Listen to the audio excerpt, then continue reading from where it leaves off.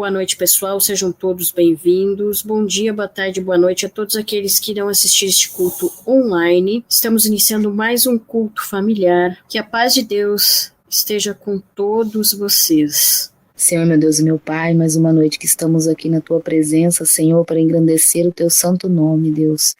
Senhor, tudo que foi feito, tudo que for feito aqui, Senhor, é para a honra e glória do Seu nome. Recebe a nossa adoração a Ti, Deus. Recebe o nosso louvor a Ti, o nosso clamor, Senhor, porque somos totalmente dependentes do Teu amor, Senhor, da Tua misericórdia, Deus. Recebe a nossa adoração, o nosso louvor e fala conosco, fala com cada coração nesta noite, Deus. E cada coração, Senhor, que vai ouvir essa palavra pelo YouTube, em nome de Jesus, Pai. Amém. Amém. Louvado seja o nome do Senhor. Pai, recebe o nosso louvor, Jesus Cristo. Como já foi dito, o Senhor já começou a ministrar, meu Deus, desde o começo desse culto, na oração. Somos completamente dependentes de Ti, meu Pai. Porque nós sabemos, meu Deus, que se pusermos na ponta do lápis, nós somos indignos, Pai, sequer de pronunciar o Teu nome. Mas o Senhor é tão misericordioso que o Senhor ainda assim nos perdoa, Pai. Nos ajude, Pai. Recebe o nosso louvor, porque é de todo o coração para o Senhor, meu Deus.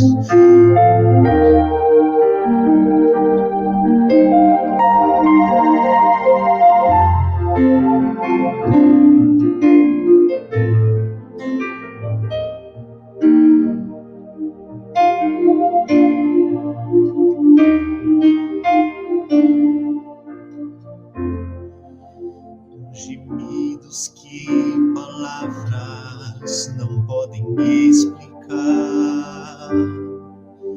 Ele leva ao Pai as minhas intercessões.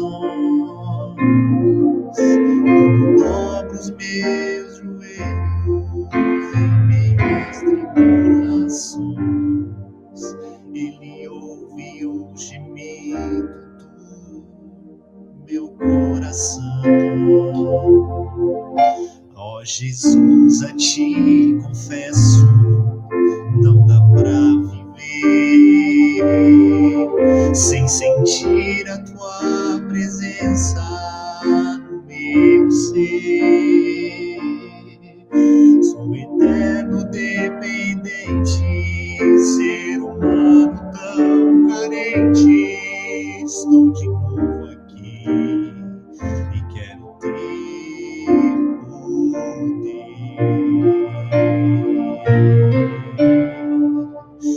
Ainda que pra Te servir, Jesus, eu tenha que chorar. Te servirei porque comigo estarás. Sofrer contigo é bem melhor do que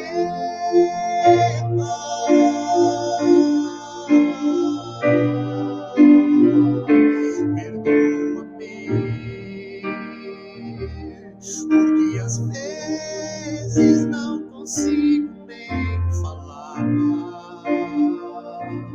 Logo as lágrimas meus olhos vêm molhar, como um sinal que Tu estás nesse lugar.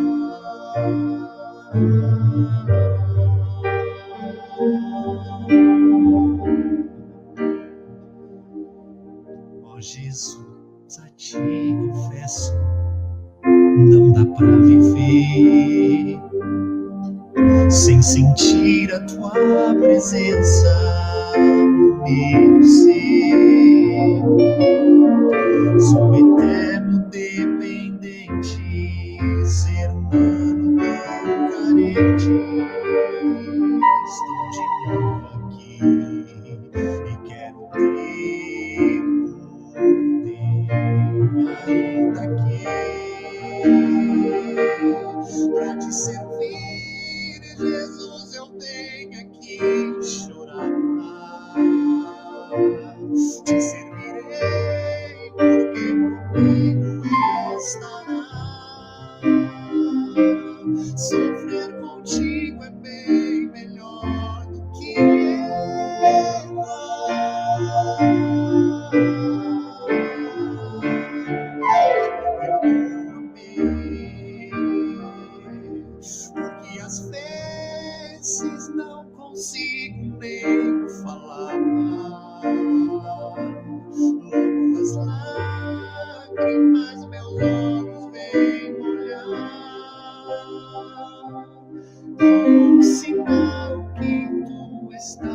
neste lugar.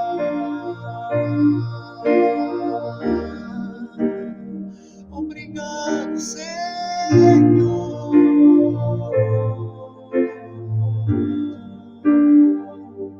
Como um sinal que tu estás neste lugar.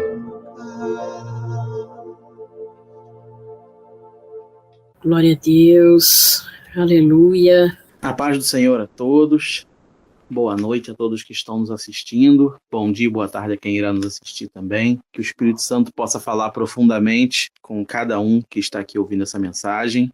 Hoje eu fui inspirado pelo Espírito Santo em trazer uma mensagem, que eu vou começar pelo livro de Gênesis, capítulo 22, do versículo 1 ao versículo 13. Vai ser colocado aqui em áudio para que vocês possam ouvir aí a história ao qual vamos estudar sobre hoje. Passado algum tempo, Deus pôs Abraão à prova, dizendo-lhe: Abraão, ele respondeu: Eis-me aqui. Então disse Deus: Tome seu filho, seu único filho, Isaque, a quem você ama, e vá para a região de Moriá. Sacrifique-o ali como holocausto num dos montes que lhe indicarei. Na manhã seguinte, Abraão levantou-se e preparou o seu jumento. Levou consigo 2 de seus servos e Isaque, seu filho. Depois de cortar lenha para o holocausto, partiu em direção ao lugar que Deus lhe havia indicado. No terceiro dia de viagem, Abraão olhou e viu o lugar ao longe. Disse ele a seus servos: Fiquem aqui com o jumento enquanto eu e o rapaz vamos até lá. Depois de adorarmos, voltaremos. Abraão pegou a lenha para o holocausto e a colocou nos ombros de seu filho Isaque, e ele mesmo levou as brasas para o fogo e a faca. E, caminhando os dois juntos, Isaque disse a seu pai Abraão: Meu pai. Sim, meu filho, respondeu Abraão. Isaque perguntou: As brasas e a lenha estão aqui,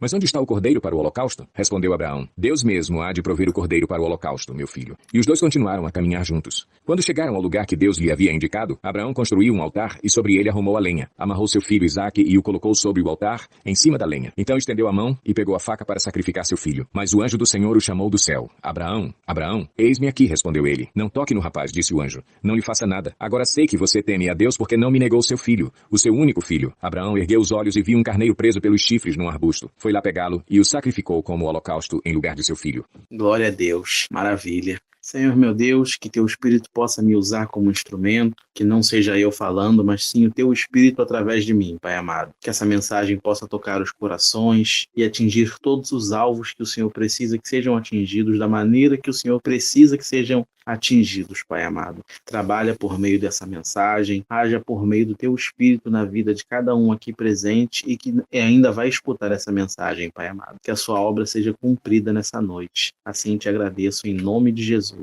Bom, gente, essa história é uma história um pouco conhecida que eu resolvi abordá-la, Eu achei ela bastante curiosa quando eu comecei a ler, Por mais que ela seja bastante conhecida, eu sempre tive um fascínio por essa história por causa que eu ficava me perguntando, se nós, no lugar de Abraão, o que a gente faria, como a gente sentiria o que ele sentiu, como reagiríamos. Porque hoje a gente pode até falar, eu reagiria de tal jeito, só que a gente já conhece a história, A gente já tem a Bíblia escrita, então é um pouco mais fácil sabendo quem Deus é e tudo que ele fez, e enfim, todo o material, todo o conhecimento que nós temos é um pouco mais fácil, Mas ele estava vivendo ali aquela história, Ele não tinha uma Bíblia que ele acompanhava ali a história de Deus e profecias e promessas. Não, ele foi, podemos dizer, o primeiro ser humano natural a receber a promessa, de Deus, uma promessa boa. Então, eu ficava pensando sobre isso. E eu dividi aqui uns passos muito interessantes, que eu percebi nessa jornada de Abraão.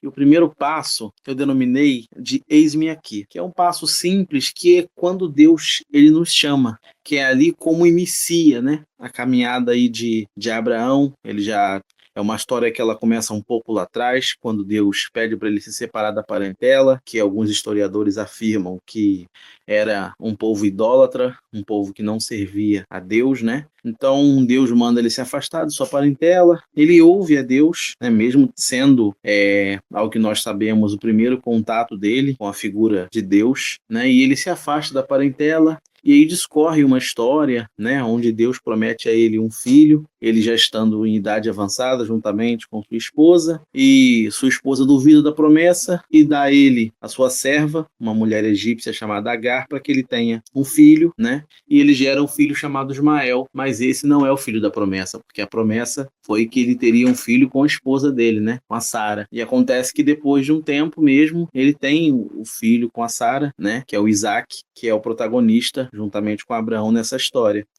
E com isso tudo, com esses desafios todos, essa prova que Deus já deu de existência para ele, de poder, de milagre, né? A gente nota nessa trajetória que ele já conhece, já sacrifica a Deus, ele já tem uma intimidade com Deus, ele não pestaneja, ele não titubia. Deus fala a Abraão, ele responde, eis-me aqui. E isso me faz refletir, né? O quanto às vezes a gente coloca de intimidade na nossa vida com Deus, o quanto a gente coloca de tempo, o quanto a gente se propõe, né, a investir tempo, investir tudo que temos, né, um tempo de qualidade, um bom ambiente, né, horas de estudo aí, um bom material, se preocupar, ter uma diligência na hora de fazer as coisas de modo perfeito, né, na hora de você conseguir ter um bom estudo bíblico, de você procurar as palavras, de você ali se aprofundar, o quanto que a gente se propõe a melhorar nosso tempo com Deus, né? Para que a gente possa estar alerta o suficiente para quando Ele chamar, a gente poder responder, eis-me aqui. E com confiança, porque a palavra diz, né, que Ele tem o melhor para nós. Ele nos ama. E isso eu vi em Abraão. Ele falou, Abraão, ele respondeu, eis-me aqui. E o segundo passo é ele obedecer. Ele obedeceu prontamente. Abraão pediu, disse, eis-me aqui. Deus pediu a ele, né, para ele sacrificar o filho dele no monte Moriá. Era um monte que estava, né, como a história diz, a 3 dias de caminhada. E não foi uma caminhada fácil, né? Não foi uma caminhada fácil porque ele teve que pegar lenha, teve que fazer seus preparativos. E foi 3 dias lá de caminhada sem parar até chegar no lugar, né? Então, às vezes, Deus nos pede uma coisa, a gente até está afim de obedecer, até tem um pouco de disposição.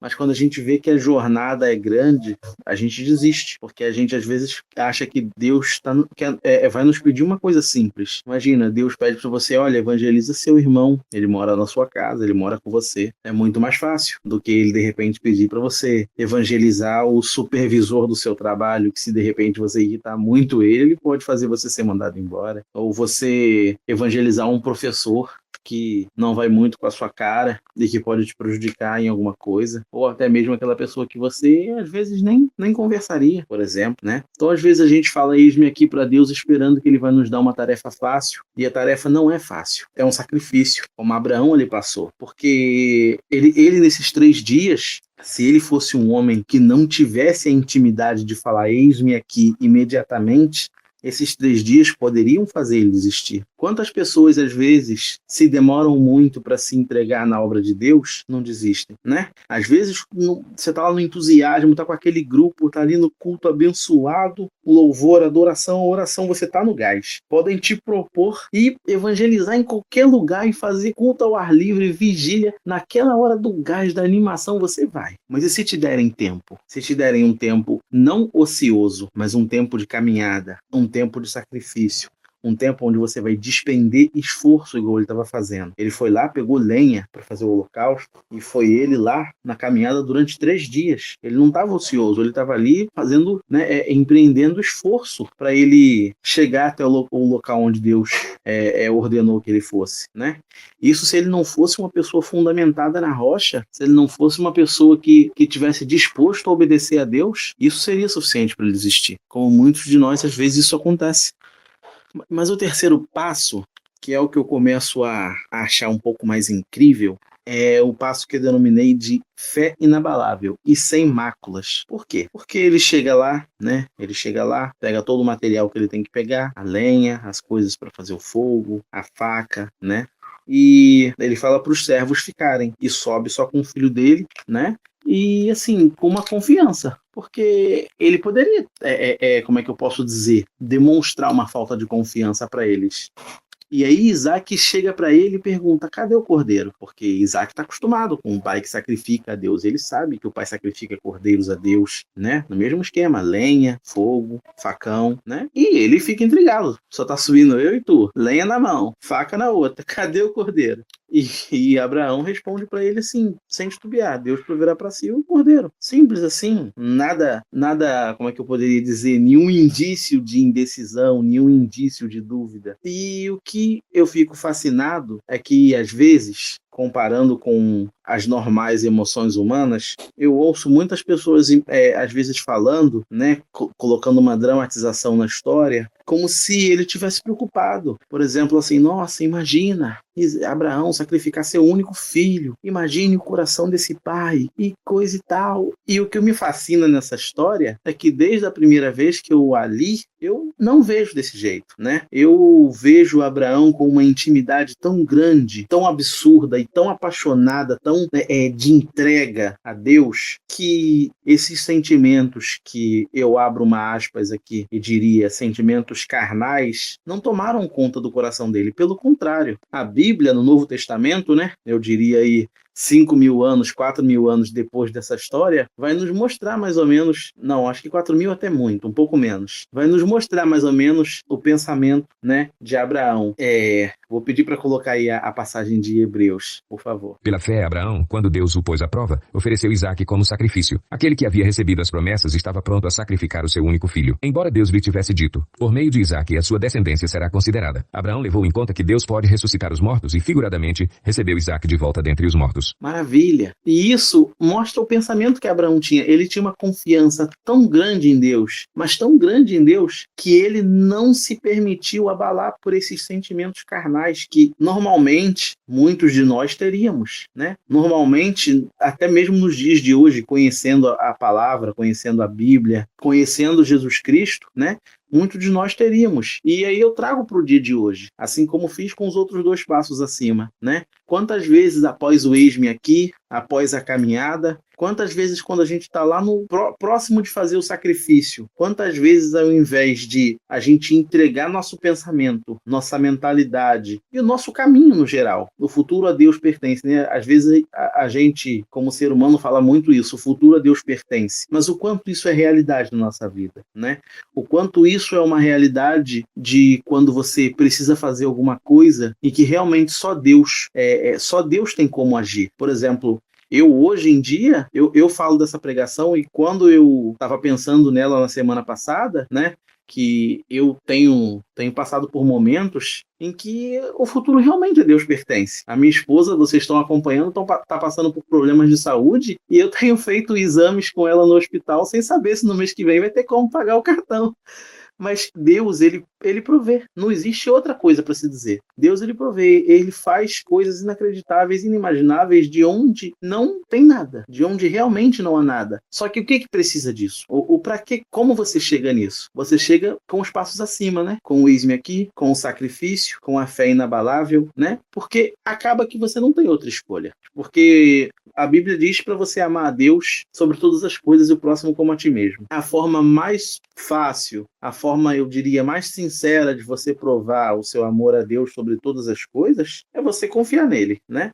Quem tem boas relações com os familiares, por exemplo, pode confiar no pai. Por exemplo, muitas pessoas hoje podem abrir os lábios e falar assim: eu sei que se tudo der errado na minha vida, eu não vou morar na rua, o meu pai vai me acolher. Então você imagina Deus, né? Deus, ele é amor, Deus é justiça, é verdade, ele é todo sentimento bom e puro. Então, às vezes, a gente tem que se perguntar, né? A gente tem que se colocar na parede e se perguntar o porquê não confiar nele, né? Eu sofri um revés há 3 semanas atrás, de eu fazer um concurso da Caixa, como vocês acompanharam, eu contei a muitos que estavam presentes, e eu não passei por erro da transcritora, que não colocou a cor no meu cartão resposta, a cor do meu caderno de provas, e a minha prova não foi corrigida, eu não passei. Eu fiquei extremamente frustrado no primeiro dia, talvez nos 3 primeiros, né? Não vamos ser hipócrita. Acho que nos 3 primeiros dias eu fiquei muito frustrado. Achei que ficaria mais, mas não fiquei tanto. A minha frustração maior é que eu queria poder fornecer uma melhor qualidade de vida para minha esposa, que está passando esse momento delicado, né? Ter um plano de saúde para ela poder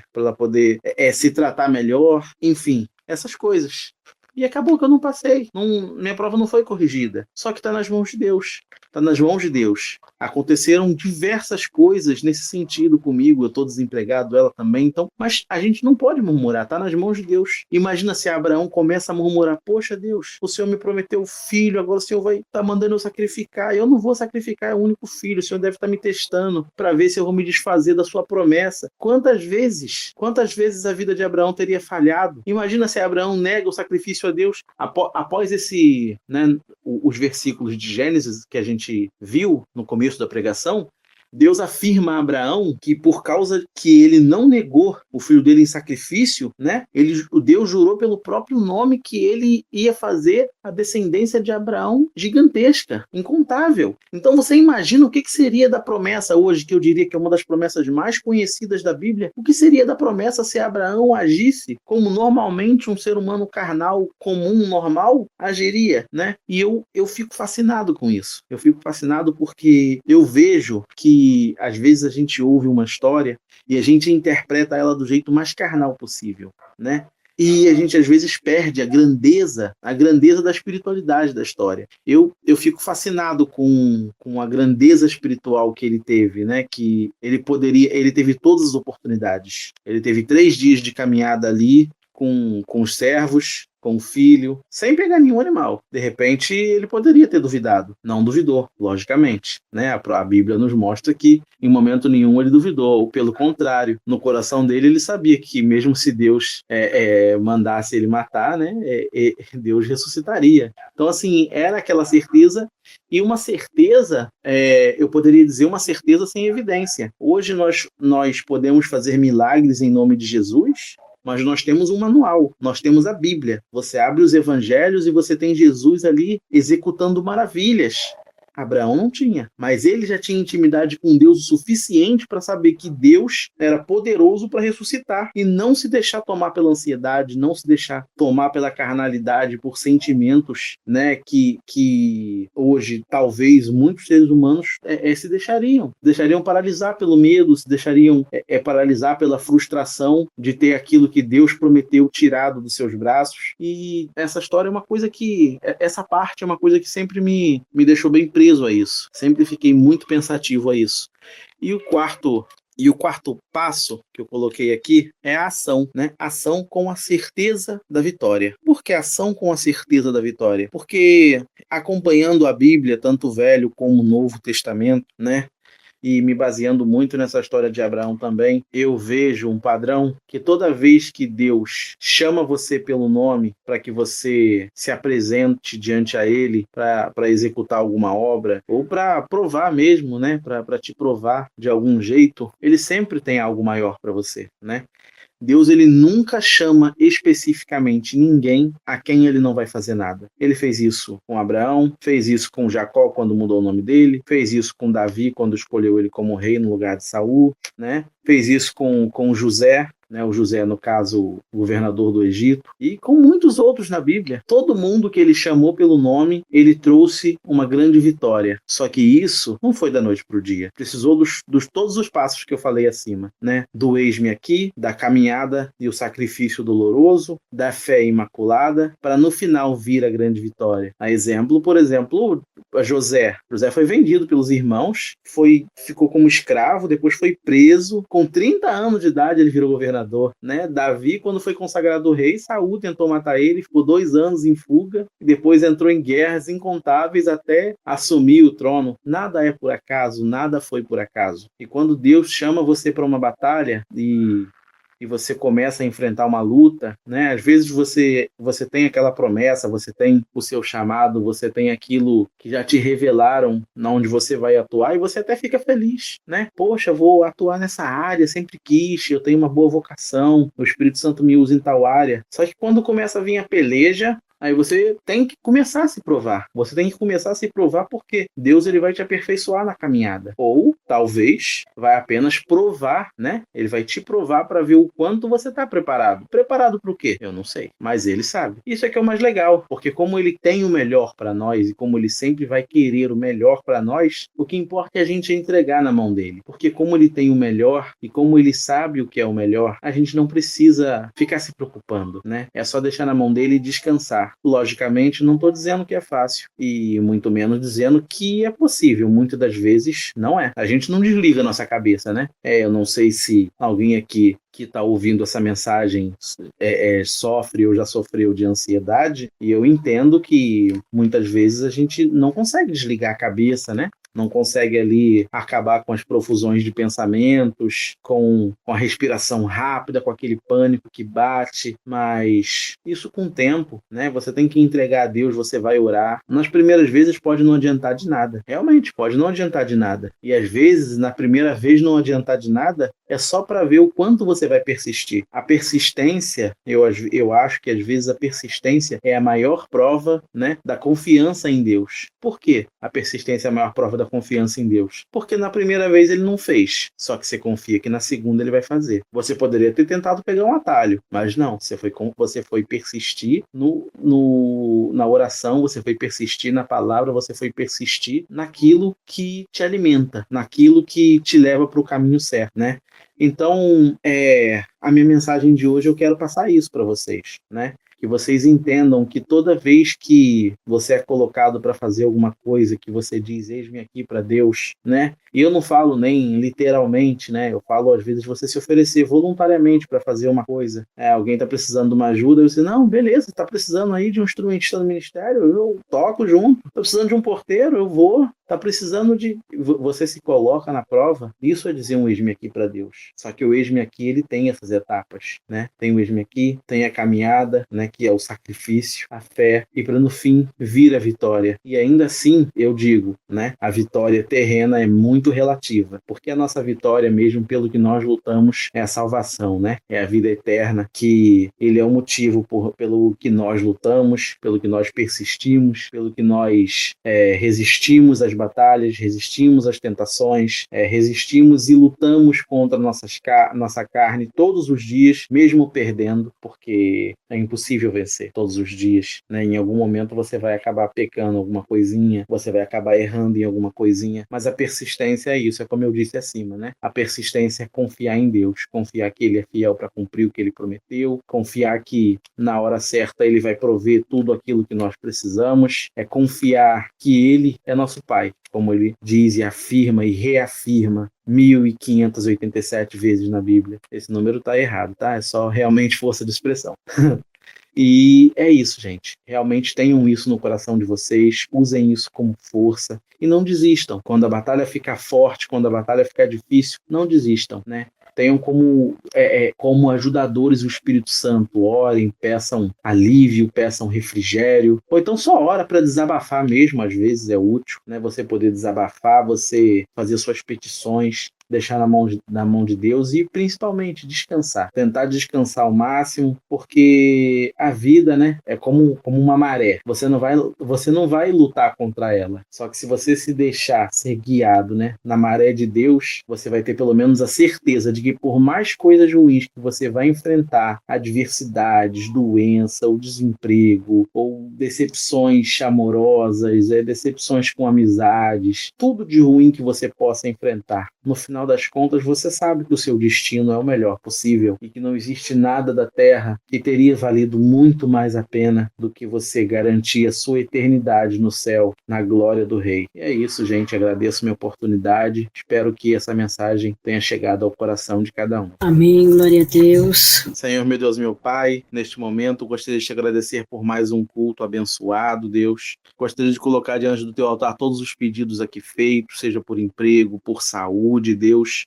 Entra na vida de cada familiar, Pai amado, abençoa, Deus, e cura eles de dentro para fora, seja a mente, seja a área física, Deus, que o Senhor vá dando refrigério a cada um, Pai amado. Deus, que aqueles que estão sentindo dor, que o Senhor possa trazer alívio, que o Senhor possa trazer descanso, a todos aqueles que estão sentindo alguma aflição de mente, Deus, que o Senhor possa trazer um refrigério, uma paz para eles, Pai amado. Que teu Espírito Consolador esteja com todos eles, Pai. Que o Senhor venha de dentro para fora, Deus, limpando e purificando cada um, Pai amado. Peço a Ti que o Senhor toque também nos empregos, nos trabalhos, nos lares de cada um, Pai amado, na vida daqueles que também rodeiam todos que estão aqui presentes, que vão assistir esse culto, Pai, na vida dos familiares, que o Senhor vá fazendo a Tua obra e que seja notório, Deus, o Espírito Santo na vida de cada um, Pai, que sejam a luz no mundo, assim como diz a Tua palavra, Pai amado. Assim Te entrego o dia de hoje, que todos tenham uma ótima semana e que o Senhor nos conceda mais cultos abençoados como hoje, Pai amado. Assim Te agradeço, em nome de Jesus Cristo. Amém. Amém.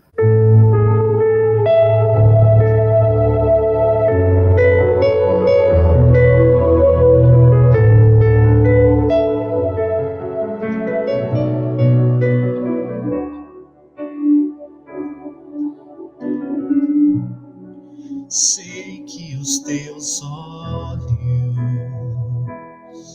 sempre atentos, permanecem em mim,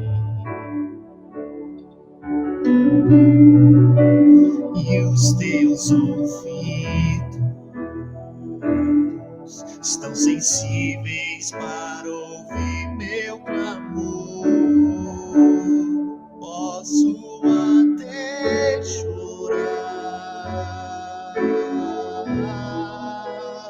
mas a alegria vem de manhã.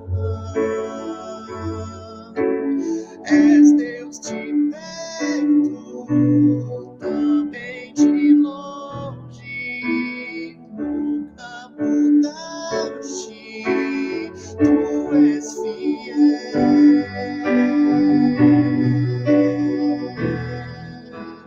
Deus de aliança, Deus de promessas, Deus que não é homem pra mentir.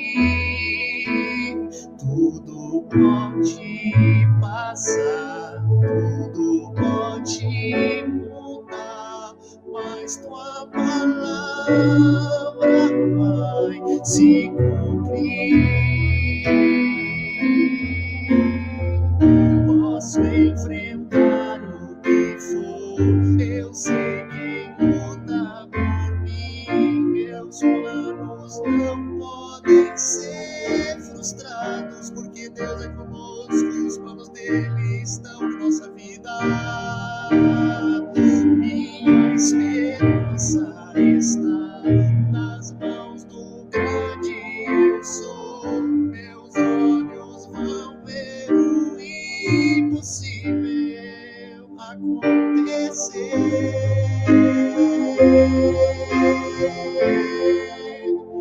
Deus de aliança, Deus de promessa, Deus que não é homem pra mentir. Tudo pode passar, tudo pode mudar, mas tua palavra vai se cumprir. Troca o meu coração, orgulhoso e ferido, pelo seu coração, Jesus, manso e humilde, que diminua eu, para que tu cresças, Senhor, que cresça a tua graça, que reina em mim, Jesus, reina em mim, Jesus, reina em mim.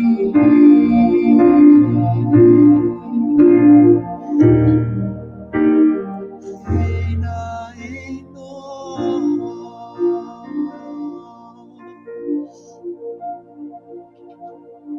Glória a Deus. Amém. Que a graça do nosso Senhor e Salvador Jesus Cristo e as consolações do Espírito Santo estejam conosco. E cada um que crê pode dizer em alto e bom som, amém. Amém.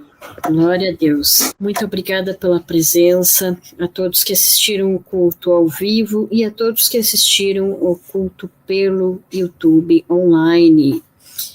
Peço a vocês que deixem um like, que comentem e também compartilhem a palavra para edificar, né, alguém que esteja necessitado, e que a paz do Senhor esteja com todos vocês. Tenham um excelente dia, tarde e noite.